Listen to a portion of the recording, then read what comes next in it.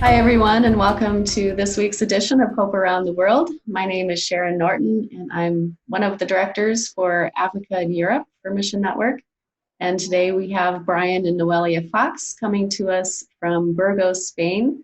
Noelia is from Burgos, and Brian is from the US. They met and married in the US and moved to Burgos to be involved in church ministry there about 14 years ago. So they're 14th year of being in Burgos is coming right up. And they have three young daughters who are great kids. Can you just give us their names and ages?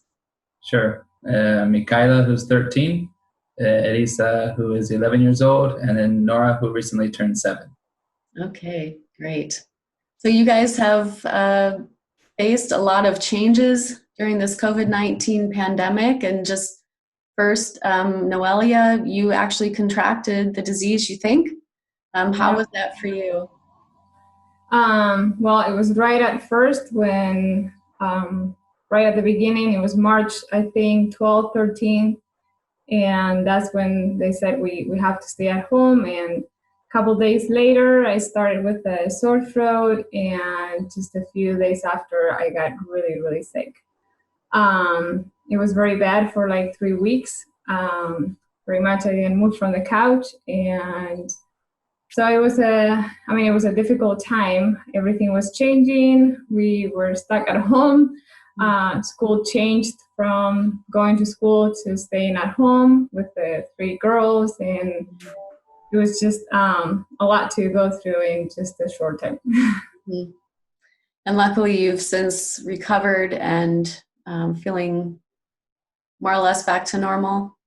Yeah, sometimes I deal with a little bit of breathing problems, which they say it's probably from that, but I'm much better. Yeah. Thank God I never had to go to the hospital. I was able to stay at home and just had a doctor call me daily, but yeah. We're so glad you've recovered and are doing well again with, of course, some of those lasting issues. Mm-hmm. So not only did it affect your lives and just, the chaos with school, with your children's school, but you also have a business that you run in your town, and that faced a lot of disruptions too. Can you tell us about that? Yeah, we've been operating a small English academy for the last almost 7 years, and just a little English academy here in a nearby village, where we had this last year nearly 120 students who would come in the afternoons to receive like extracurricular English classes, where we would try to teach them, but not so much grammar, but try to teach them more conversational English through games and stories and songs, etc. Okay. And so we've been running that for about 7 years now. But when the whole pandemic started and the government pretty much told everybody you have to stay at home, because obviously we had to stop teaching classes. And at first we thought that was just going to be for a couple of weeks. We'll just wait it out, and then we'll go back to our normal lives. But we've soon found out that was not going to be the case, and had to start making a plan B, which essentially was we had to start doing online classes, something that we had never done before. And so we had to try to communicate with all the parents what we were trying to do, the changes we were making. Some parents were on board. They said, great, just give us the information we need. We're ready to go. Other parents were very hesitant. And in many cases, we understood why. For parents who have children who are 4 or 5 years old, to have them sit in front of a computer screen during English classes, it's understandable. It's going to be difficult for them. But for our older students, they did quite well, and we were very pleased with the process. And so very quickly, in a matter of weeks, we had to change the whole way we do English classes. So we ended up closing the academy. Yeah, another thing that happened during that time is that our landlord for the building that we had been using for the academy called and said that she was in a difficult place financially and she needed to sell the building because she had gone out of business as well. And so basically we had to let go of the property. And now we're kind of in the middle of this process of trying to figure out what our future will be. And so most of that is because we don't know what's going to happen the next school year. Because we don't know if kids will be doing e-learning, if they'll be doing going actually to school, if they'll be doing it part-time. The government is still trying to kind of wait and see how all of this pans out. And so we're kind of waiting too to see what happens in September when the school year starts here, to see what we can or can't do. And so right now, the only thing we're doing is focusing on what we can control, and that's offering online classes, because that doesn't matter what happens, we can always offer those. And so we're trying to focus on that for right now. And then later in September, depending what the government says, we'll work on other programs, other types of classes. So yeah, for the first 3 weeks, I was sick. The girls, they were at home doing school. We were changing everything to online, communicating with the parents, closing the academy, and we couldn't get out of the house. So he was the only one to be able to leave the house and bring everything out of the academy home. And yeah, we made it through. It was hard. Wow. Yeah, that's just a lot happening and things thrown at you that you didn't expect.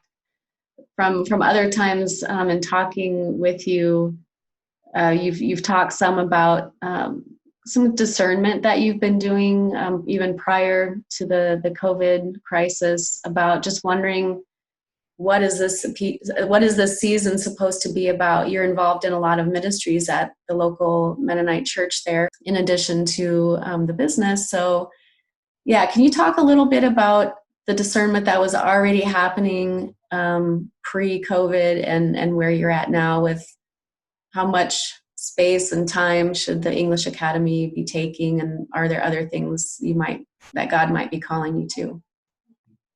Actually, I was talking to a friend a couple of days ago.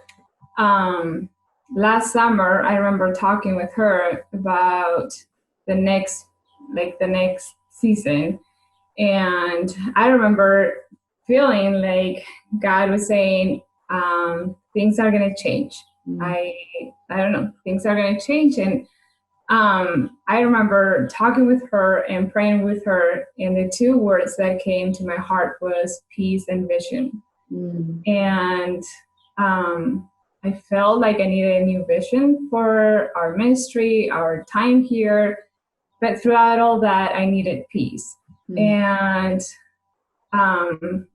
last fall, I remember talking a lot together about how we wanted the academy to look like, how many hours we wanted to put towards the academy, which is a good relationship with the parents, and it's a good ministry as well. But just a balance between church and the academy and our family. And we really felt like changes that were going to come. We never thought they were going to be like this and so fast. But for sure, we have had peace the entire time, from the day one to now. All I can say is that many times we don't have the vision, what it's going to be next. But whenever we get little pieces of that puzzle, we feel like it makes sense, and we just have peace. And this morning I was listening to Fix Your Eyes Upon Jesus, and I was listening to that song, and I don't know, it says it all. So for me, that's how. I love it. So peace and vision. So God, I think it's the kindness of God that gave you kind of a hint that change was coming, and that things to focus on, these two things to get you through the unexpected change. Brian, do you have anything you want to add to that? Yeah. Just like what Noelia said, like we knew, and we had been sensing from when we were last summer, when we were on North American ministry, even before we came back to Spain, we had already sensed like there was like something was changing. We didn't know what it was. We couldn't see it, but we sensed something was changing. And it was just kind of that uncomfortable feeling of wanting to know what's next, but just not being able to see it. Yeah. And then I think it was around January, February, sometime, that we kind of got to the point of saying, well, you know, we don't really know what's next. We're just going to keep, you know, plowing forward, keep moving on with the academy, just keep growing it, keep working forward. And then a few weeks later, that all came to stop, a standstill. And so we realized, okay, maybe that's not necessarily what we need to be putting all of our energy into right now. Mm-hmm. And so maybe there's something else that we can still do this business on the side, but maybe there's other areas where we can put more energy into those areas, areas that maybe we could feel that would be much more fruitful. And in this new season, as we try to figure out exactly what our new vision is here. We're very excited about it. Yeah, I mean, we're like Noe said, we have peace. It's not, it's just learning not to be anxious, learning to rest and to know that God is in control, and just to take one step at a time to take, I think, and that's something we've been hearing a lot, even just from the church here, people just learning to kind of get back to that, learning to trust God day by day. Yeah. And just taking one step at a time. And it's something that we're learning as well. And I think a lot of people are here learning too, just learning to trust God one day at a time, and not to worry about tomorrow's problems, not to be anxious about the things in the future, but just to focus on today and focus on what you can do today. And I think that's one of the things God is trying to teach us through all of this. Wow. Amen to that. That feels like a really great place to stop so our listeners and viewers can meditate on those words you shared. So thank you so much for sharing with us and for opening up a little window into your lives and how this pandemic has affected you and your family and your ministry. And we, of course, wish you keep having that peace that passes all understanding. So thank you for sharing. You're welcome.